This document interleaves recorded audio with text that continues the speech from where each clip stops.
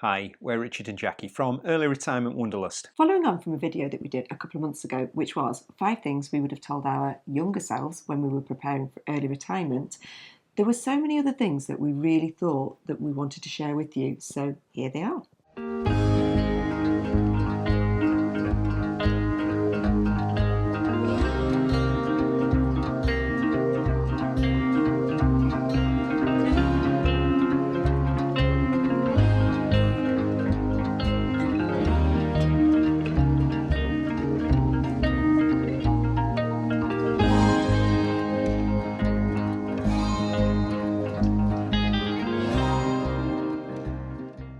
You may have seen our previous video that we did on the 5 things that we would love to have gone back and told our younger selves in preparing for early retirement.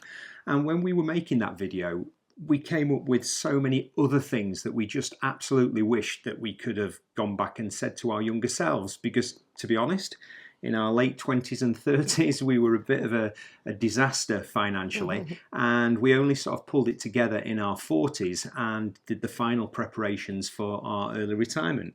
And we know that our generation is actually probably in a much more fortunate position compared to our children. So the things that we have come up that we want to talk about today are things that actually could make a big difference to you if you start doing it in your 20s and 30s rather than in your 40s like we did.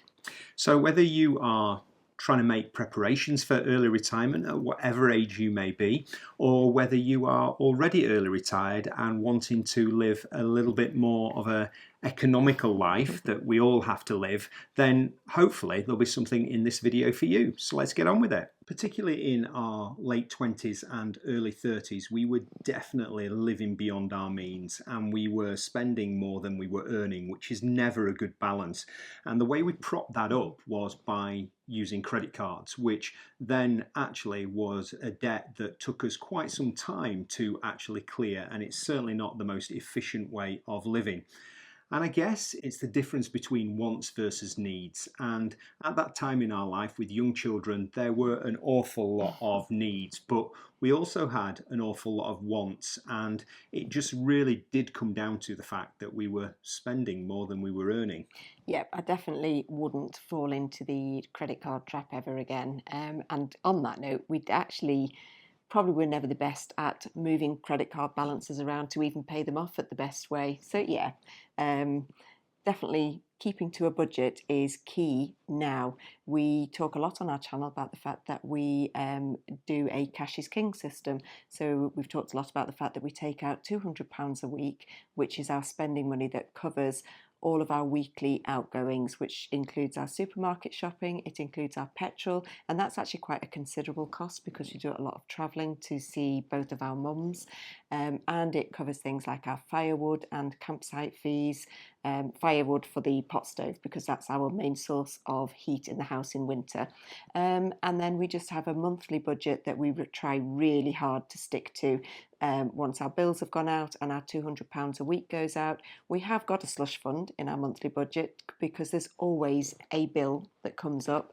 This week it's the chimney being swept and my car's got an MOT. So we do have enough money and contingency within our monthly budget for that. But we're really tight now. We try not to spend beyond our means. And we also work really hard now on keeping tabs on our budget and our finances, and we review that on a weekly, on a monthly, and also on a yearly basis, because I think in the past we were probably really guilty, particularly in our youth, of being a little bit like ostriches and just popping our head in the sand and going la la la, it's all okay, when perhaps it wasn't all okay. One thing that I really wish that we'd done is taken proper financial advice when we were much younger in our 20s and started small saving plans.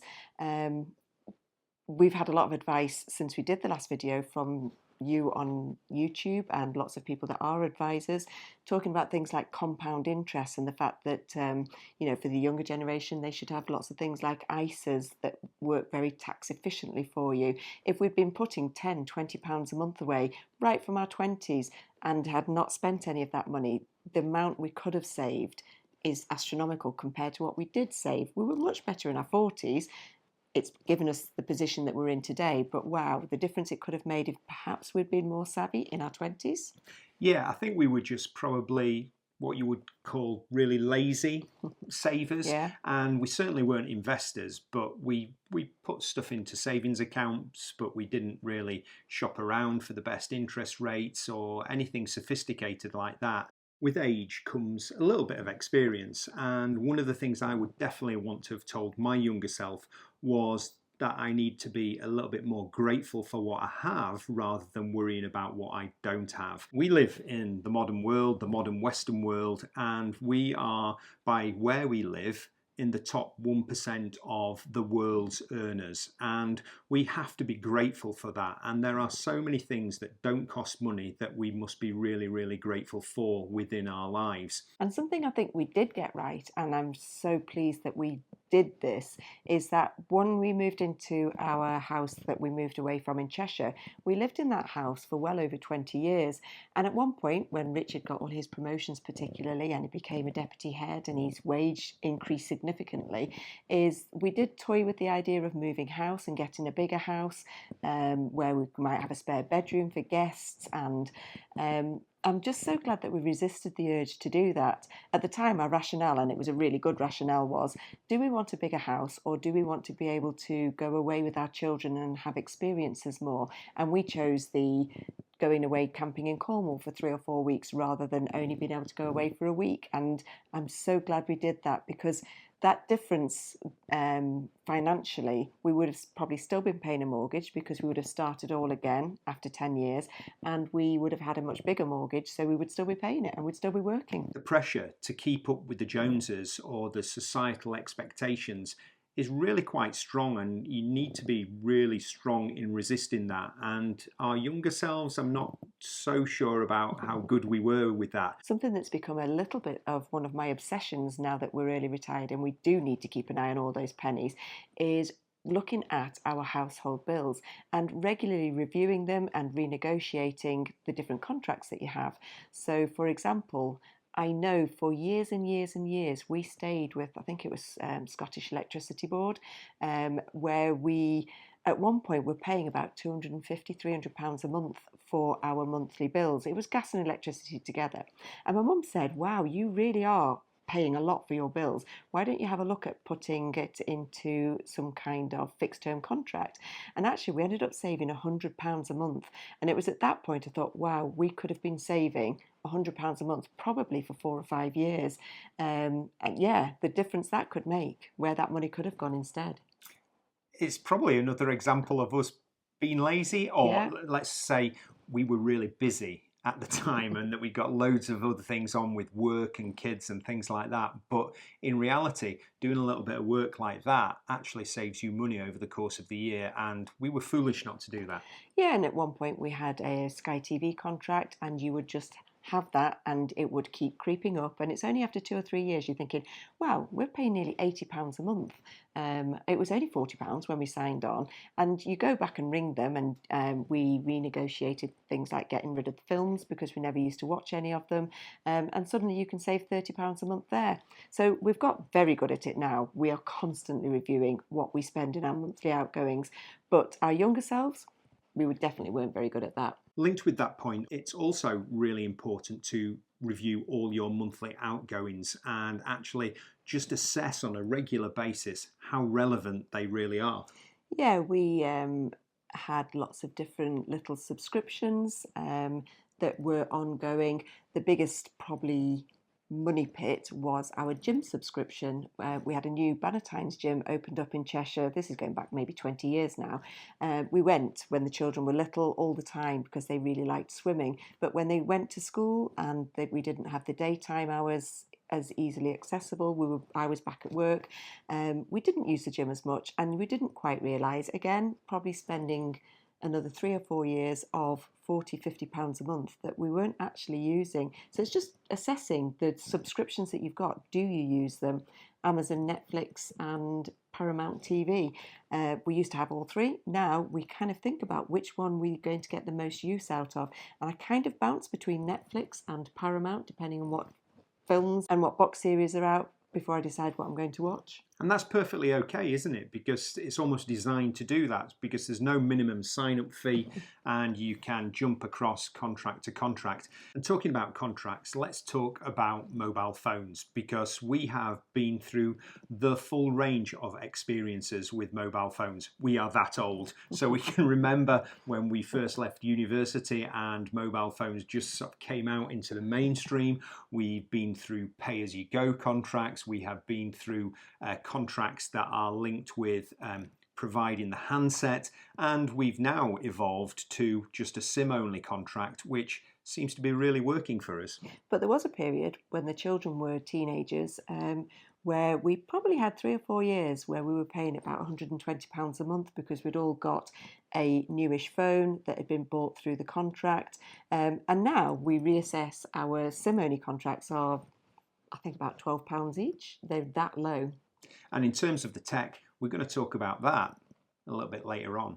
Lifestyle inflation is really, really simple to explain. Have you ever noticed that the more you earn, the more you spend? When we first started our careers, we used to treat ourselves to a £5 bottle of wine. But as our income increased and as we got older, that £5 bottle suddenly started becoming a £7.50 bottle, and then started becoming a £10 bottle, and then started becoming a wine subscription that we had wine delivered to the house.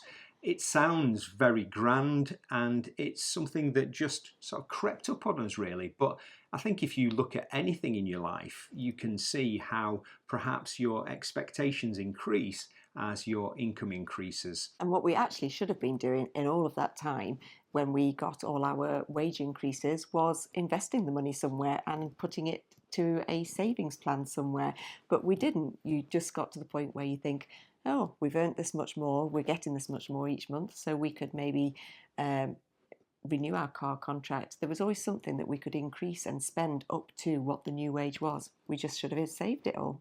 And our guilty pleasure, to be really honest, was holidays. So whenever I came back with my pay rise sort of calculations, Jackie, I think, was always doing the maths on where it would pay for the next summer holiday, which was also great because we had wonderful times with the kids, and no one can take those memories away from us. But another example of lifestyle inflation. Yeah, I don't regret the holiday bit. At all. Nope, that's memories. So this is something very specifically to do with our shopping habits. Everyone loves a bargain, and when we were in our 20s and 30s, the good old bog off, the buy one get one free, was a big draw in the supermarkets. And I was a sucker for them because I would go in and think, oh, well, that's a bargain. You can get 2 melons for the price of one. But we did actually, maybe not, it wasn't a money saving thing, this was a wastefulness. We used to end up throwing so much out. I do still look for the offers now, and I do still buy quite a few, but I'm very mindful that it only goes in the shopping basket if it's something that's part of a plan. And I love the psychology of it all, because you do know that big retail have people that are in our minds and know how we like our stores to be laid out and know all the ways our brains tick to love a bargain. So just be aware of it. Yeah, now I think for me the biggest one is buying 3 things for the price of 2, and I really do still have that drawer of, oh, but it's a bargain, but I'm like, nope, we don't need it, we don't want it, we're not going to waste it. I will only buy it if it's something that we really want. This is starting to feel a little bit like a confessional session of Richard and Jackie's laziness, but we were very, very guilty of not particularly eating out, but we loved takeaways, and we were pretty keen on ready-made meals. Yes, so Friday night was always takeaway night, and when there's 4 of you in the house, that does add up, particularly now. They've really gone up. We don't have takeaways anymore, so when we do treat ourselves very occasionally, we're like, wow, that really is expensive.